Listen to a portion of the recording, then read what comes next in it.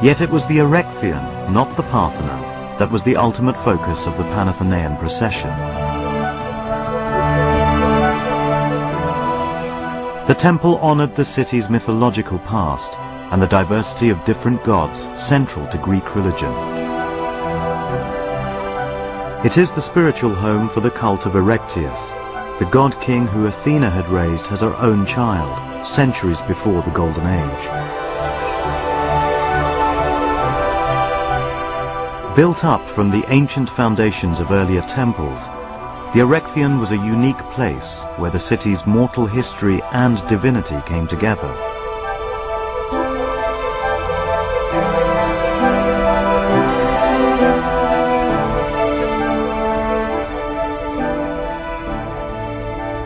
One looks at the Erechtheium, it looks like three buildings to me.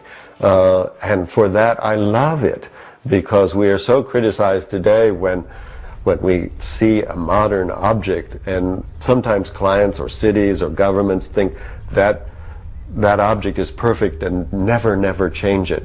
Well, architecture has never worked that way. Architecture is elastic, it's plastic. It has a sense of growing and changing over time, and that's what one looks at in terms of the Erechtheium, how marvelous it is, and you can't imagine it as a pure object. You have its pure object adjacent to it in the Parthenon. The unorthodox floor plan accommodates distinct areas of worship for different deities.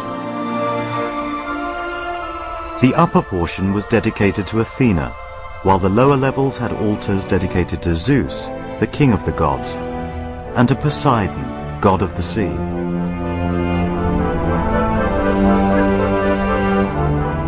Its majestic main entrance protected a stone believed to have been struck by Poseidon's trident. On religious high days, the temple was the center of activity, as thousands made offerings to the gods that dominated their lives, and the blood from sacrifices would have run freely from its many altars across the marble floors. Its most sacred shrine housed the statue of Athena Polias, the guardian of the city.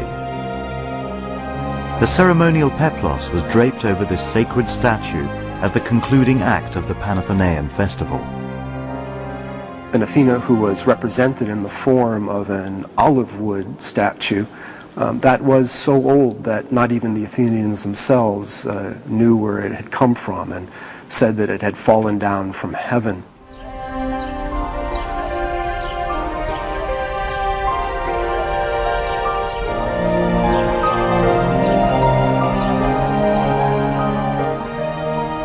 The most renowned feature of the building is the group of caryatids supporting the roof of the temple's southern porch. Roman art historian Vitruvius recorded that they represent enslaved priestesses from the island of Caryae, who had sided with the Persians during their war with Greece.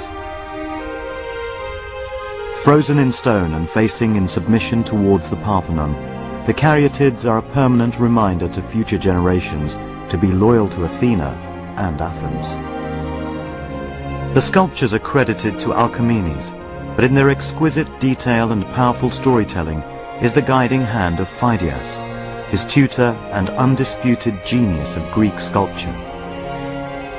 And it is with Phidias' own work that the sculptural significance of the Acropolis is fully realized.